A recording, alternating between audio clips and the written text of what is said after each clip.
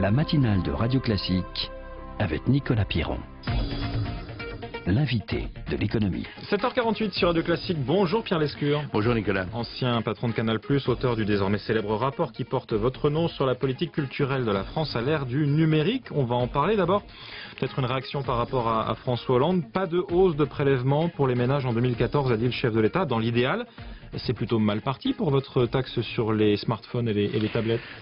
Qu'on a appelé ainsi improprement. En fait, ce qu'on a proposé, c'est que, vous savez qu'il y a une redevance pour copie privée qui existe en France depuis pas mal de temps. Sur les clés USB, etc. Voilà, sur tout ce qui amène à stocker. Aujourd'hui, notre conviction, à moi et aux autres membres de la mission, puis à plein d'observateurs du secteur, c'est que plus on va aller dans l'avenir proche, plus on ira vers l'accès plutôt que vers la propriété. On le voit avec Google, qui lance une offre de streaming pour Exactement. la musique. Les usages multiples et à venir du cloud, etc., etc. Donc on se dit que les 200 millions d'euros que rapporte à peu près, peu ou prou, 190 je crois l'année dernière, la redevance pour copie privée, ne vont pas tenir longtemps, et pourtant ils sont absolument vitaux. Donc, on propose aujourd'hui une taxe extrêmement faible qui sera entre, je sais pas moi, 0,6, 0,8 et 1% sur une assiette très large de tous les appareils connectés. Ça peut rapporter une somme modique, mais où on se trompe et la baisse de la copie privée va prendre beaucoup plus de temps, et ben alors on reste comme ça. Où on ne se trompe pas, il y aura des vases communicants pour rester à revenu constant pour la culture. Et vous pensez bien que la plupart des appareils se vendant, je sais pas, 399, 499, les fabricants vont pas les vendre 406. Ce qu'on peut avoir du mal à comprendre, Pierre Lescure, c'est qu'on taxe Samsung, Nokia, Apple, bien sûr, mais pas Google, ni YouTube, qui est une filiale de Google aujourd'hui, qui profite en premier lieu du piratage des contenus culturels sur Internet. Oui, mais il faut rester à peu près cohérent dans les objets visés. Là, il s'agissait de traiter la diminution, à nos yeux, de la notion de copie privée demain et après-demain. Donc on se tourne vers les fabricants, vers ceux qui vous mettent plus ou moins de disques durs dans vos appareils, et il y en a moins que plus ces temps-ci et demain. C'est autre chose Google et là. Je pense que aussi bien Google qu'Apple qu'un certain nombre d'autres, le prochain rendez-vous c'est vraiment 2015 et un système TVA équitable en Europe, alors que pour l'instant, évidemment, entre l'Irlande et le Luxembourg, ce jeu est faussé face à ces géants. Oui, un problème de fiscalité européenne, effectivement. Ah ben, sérieux. Dans le même temps, Pierre Lescure, vous proposez de dissoudre, alors je ne sais pas si le mot est exact, Adopi dans le CSA, le Conseil supérieur de l'audiovisuel, du moins de lui en donner les attributions, et de réduire à peau de chagrin l'amende maximale en cas de téléchargement illégal, 1500 € aujourd'hui, 60 € à l'avenir, si votre proposition est retenue. Est-ce que c'est pas un mauvais signal envoyé aux pirates, ça, quand même? Deux choses. Vous savez bien que le pair à pair, le peer-to-peer, ça n'est qu'une partie du piratage. Je trouve que la réponse graduée qui a été mise en place au moment d'Adopi a bien fonctionné. Cette réponse graduée, elle avait deux objets. D'abord, lancer des avertissements. On lançait 3 courriers ou mails d'avertissement. Ils étaient à la fois, attention, ça va mal se passer, mais surtout ils étaient pédagogiques. D'après ce que m'a dit Mme Bercaretta, qui a très bien dirigé ce département d'Adopi, à mes yeux, il y a eu à 90%, il y a eu absence de récidive. Ça veut dire que quand on envoyait 1 million de mails, il y avait au moins 900 000 personnes qui avaient à peu près compris, qui souvent dialoguaient par téléphone avec les services d'Adopi. Et il n'y a eu aucune coupure au final, Internet. Alors, il n'y a eu aucune coupure, permettez-moi de dire heureusement, parce que là on aurait été dans un truc contre nature. Couper pour moi l'accès Internet si vous êtes juste un contrevenant individuel et juste ponctuel. C'est quasiment ponctuel, c'est comme couper l'eau à une femme qui élève seule ses 2 enfants. Je veux dire qu'il y a un truc bizarre. Bref, il n'y a pas eu ça. Et je trouve que sur la réponse graduée, le fait qu'il y ait eu que 30 dossiers après 3 avertissements transmis au juge et 2 amendes de chacune 150 €, je crois, ça signe plutôt la réussite de la réponse graduée que l'échec. Donc les services de la réponse graduée, ça représente à peu près 40% du budget d'Adopi et 30% des personnels.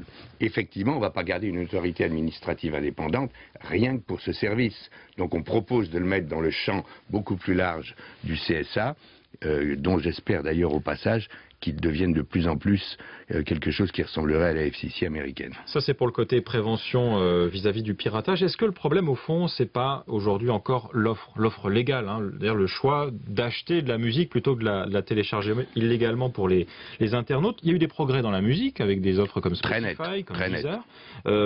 Donc le streaming, c'est moins vrai pour le cinéma ou les séries, par exemple, télévisées. Il y a deux aspects. Sur le cinéma, il faut pouvoir jouer sur la chronologie des médias. On fait dans le rapport un certain nombre de propositions pour que plus de films frais viennent plutôt en VOD, vidéo à la demande. On propose aussi que la SVOD, qui est la vidéo à la demande par abonnement, qui est aujourd'hui, c'est un non-sens, à 36 mois. Qu'est-ce que c'est que 36 mois à l'heure d'Internet? Il y a des films qui sont diffusés gratuitement à la télé avant même qu'on puisse les voir par abonnement en VOD. C'est le principal argument de notre proposition, et en tout cas de la mienne, c'est qu'on passe de 36 à 18, puisque la logique de la chrono des médias, c'est dire vous payez de moins en moins cher au fur et à mesure que vous vous écartez, vous vous éloignez de la première diff du film. Et là, la SVOD, on vous fait payer pour après le gratuit. Donc il fallait quand même retrouver un peu de logique. Ça, c'est une première chose. Et la seconde, c'est par exemple sur les séries. Alors oui, je veux ajouter une chose, c'est que sur la SVOD, c'est un non-sens qu'il n'y ait pas en France un ou deux champions de la SVOD, de la vidéo à la demande par abonnement. TF1 et M6 n'arrivent pas à se mettre d'accord apparemment. D'une part, Canal pourrait faire beaucoup mieux sans entamer son business premium, et on peut considérer qu'Orange aurait toutes les armes, c'est mon point de vue en tout cas, pour se lancer dans ce business. Vaut mieux le faire avant que débarque le film, qui est le service de SVOD d'Amazon, qui sera prêt dans les 18 mois, ou même l'annonce éternelle de l'arrivée de Netflix, mais je pense que le film et Amazon seront prêts avant. Netflix qui recrute en France, hein, c'est ce que nous dit la presse ce matin. Est-ce que les chaînes de télé, notamment payantes, je pense à Canal+, que vous avez bien connu en tant qu'ancien patron de la chaîne Je le reconnais d'ailleurs. C'est bien de le dire. Est-ce qu'elles ne sont pas menacées par l'arrivée justement de chaînes? C'est déjà le cas d'ailleurs, hein, proposées par YouTube sur Internet. Je ne pense pas que ces chaînes de YouTube, même payantes, ne soient de même nature. Canal reste une chaîne premium. Ce qui me semble évident, et je sais que mes ex-collègues de Canal y pensent parce qu'ils sont pointus, et à l'heure, je pense à Rodolphe Belmer, le patron opérationnel de Canal, il est évident qu'il faut commencer à tester déjà d'autres modèles, premium eux aussi. Par exemple, HBO a commencé de tester dans le nord de l'Europe quelque chose qui correspondrait à une SVOD premium. C'est-à-dire qu'on vous propose à peu près la même chose que Canal, mais vous consommez à peu près quand vous voulez. On vous propose un abonnement à quelque chose qui est premium et exclusif. Le principe du cloud. Le principe du cloud, effectivement. Canal, je crois, c'est pas livré un secret, a commencé de tester ce genre de formule commerciale et aussi ce modèle économique avec l'opérateur brésilien que possède Vivendi au Brésil. Un mot sur la réunion européenne avec Aurélie Filippetti, donc la France qui veut protéger son exception culturelle face à cet accord de libre-échange négocié entre l'Europe et les États-Unis. Si c'était le cas, si l'audiovisuel faisait partie des discussions, ce serait vraiment grave pour nous? Je pense que ce serait grave sur deux plans. D'abord parce que l'Europe a un statut particulier par rapport aux États-Unis. Il n'y a pas l'exception culturelle française, il y a l'exception culturelle de 27 pays. L'Europe, c'est un vaste continent de 27 pays au moins, où on se dit, tiens, il n'y a vraiment qu'un Espagnol pour faire un film comme ça, il n'y a vraiment qu'un Français pour faire celui-ci. Et donc on est un peu fragile quand on est aussi divers. Et puis les Américains, pour les Américains, l'entertainment et la culture représentent, c'est le deuxième exportateur.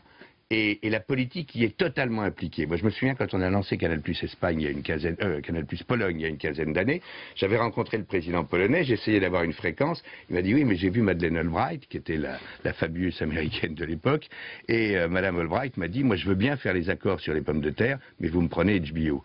On n'a pas encore en Europe des gens capables de défendre. Voilà. Ouais. Vous descendez à Cannes cette année? Tout à l'heure.